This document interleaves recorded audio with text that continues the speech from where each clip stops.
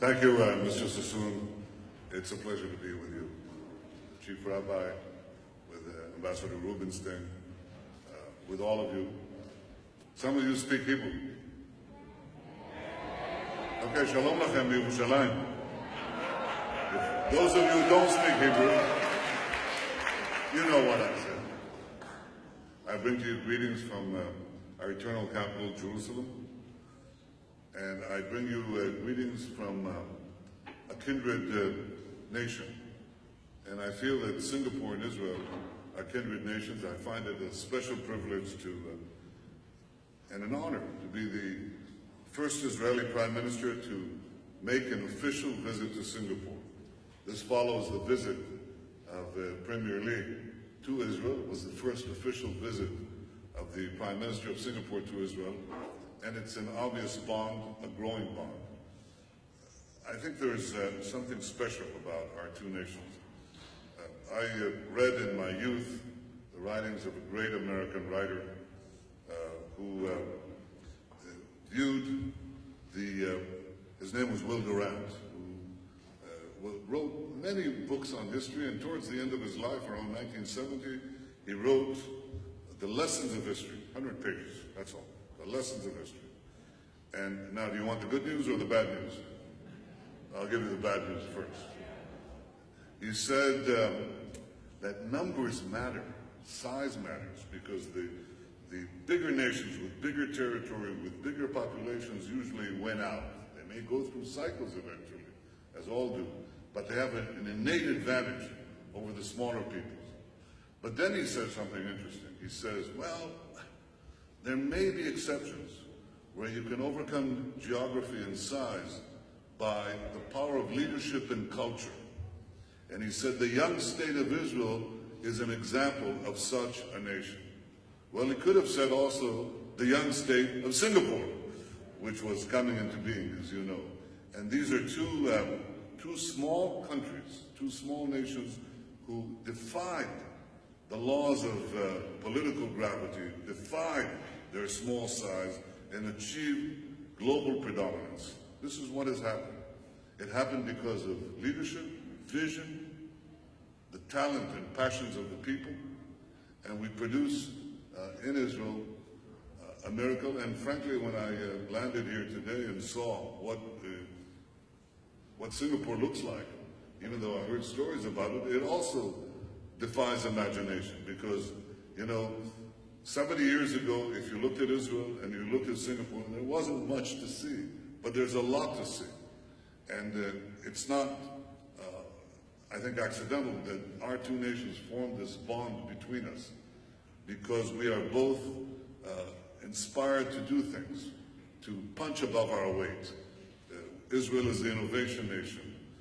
We're both entrepreneurial centers. We have innate talent, and we have a great drive to succeed. But what happened in the founding of Singapore is that Israel and Singapore bonded. We bonded for Singapore's defense, but we've expanded that to include many, many areas since. And of course, this visit, this opportunity to expand those ties is what concerned our discussions today, and will go on in our discussions this evening.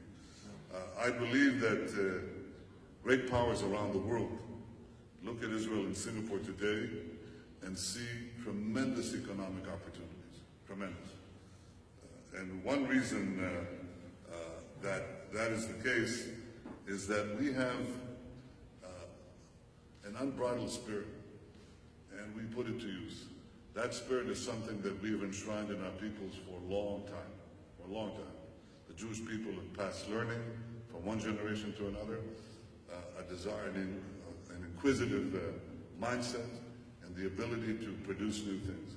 I don't have to say that to the Jewish community in Singapore, because you've been here for almost 2 centuries, and you had that entrepreneurial quest for many, many decades. And I think that you serve as a human bridge between Singapore and Israel. I know that you care for the state of Israel. I know you care for Jewish traditions. This gathering is an indication of that concern and that passion. I also want to point out to you that I recently visited 2 Muslim countries. One is Azerbaijan and the other is Kazakhstan. And in those Muslim countries in Kazakhstan, I visited a synagogue. And Jewish children in Kazakhstan were singing Hebrew songs, as they sang here, in a Muslim state. And that reflects the kind of world we like to see. A world of tolerance, a world of diversity, a world that is opposed to the world that is being challenged today by the forces of barbarism and intolerance. This is a battle for the future of humanity. That future is represented in Israel, which also is a diverse country, which also has minorities, which respects people. And we see that same respect here in Singapore. So it's not only that we're both innovation nations, it's not only that we're small people that have defied the limitations of our size. It is that we're committed to a better world, a world of diversity, a world that follows the values that we as a people have held for so many years, for so many decades, in fact, for millennia. It is, therefore, for me, a tremendous pleasure to be here. And I want to ask you, all of you, a simple question. Who of you has not been to Israel? No show of hands? All of you have been to Israel? Then I have one request for you coming here. I want a reciprocal visit this year. This year in Jerusalem. I look forward to greeting you there. Toda rabah. Toda rabah to all of you. Thank you. Toda rabah.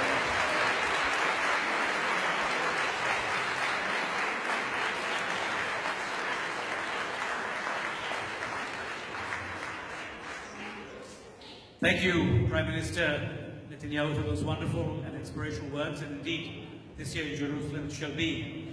I would now like to invite the Chief Rabbi of Singapore, Rabbi Mordechai Abishil, to come up and open the Aron Kodesh. Would you please rise?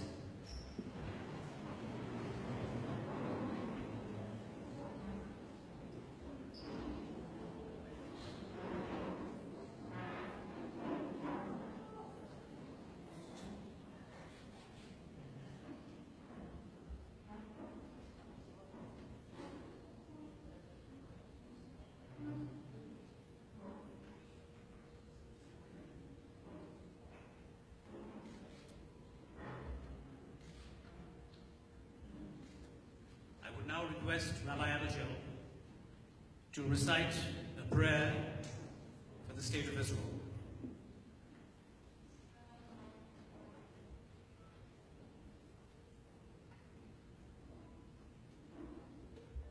Avinu shebashamayim, Sur Yisrael betorano,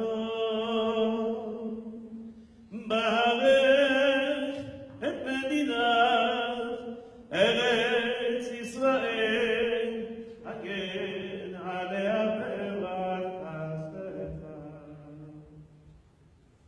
Ufros alea Sukat shlomecha, Ushlach orecha v'amitecha, Lerosh me'meshareta Tzavea v'yotzea, V'takenem me'etzat Torah milefanecha, Hazek et kedem Megideh eretz kodsheinu, Yatchilem Elohim Yeshua, V'ateret nitzachon et te'atem, V'natat shalom ba'aretz, V'simchat olam leyoshvei. Adonai, Eloi Yisrael, U'malchuto b'kol mashal, U'malchuto b'kol mashal,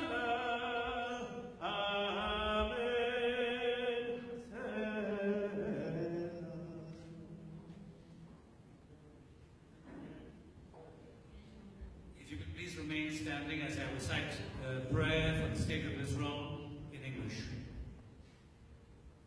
He who blessed our fathers, Abraham, Isaac, and Jacob, Moses, Aaron, David, and Solomon, may he bless the state of Israel, its leaders, its counselors, and all its inhabitants.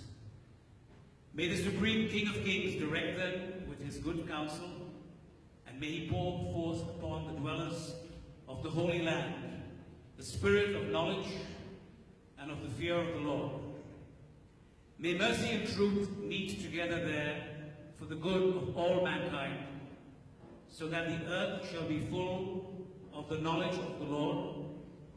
And may God's promise be fulfilled, that out of Zion shall go forth law and the word of the Lord from Jerusalem. May this be the will of God, and let us say, Amen. If you could please remain standing now as we sing the Hatikva, the national anthem of the State of Israel.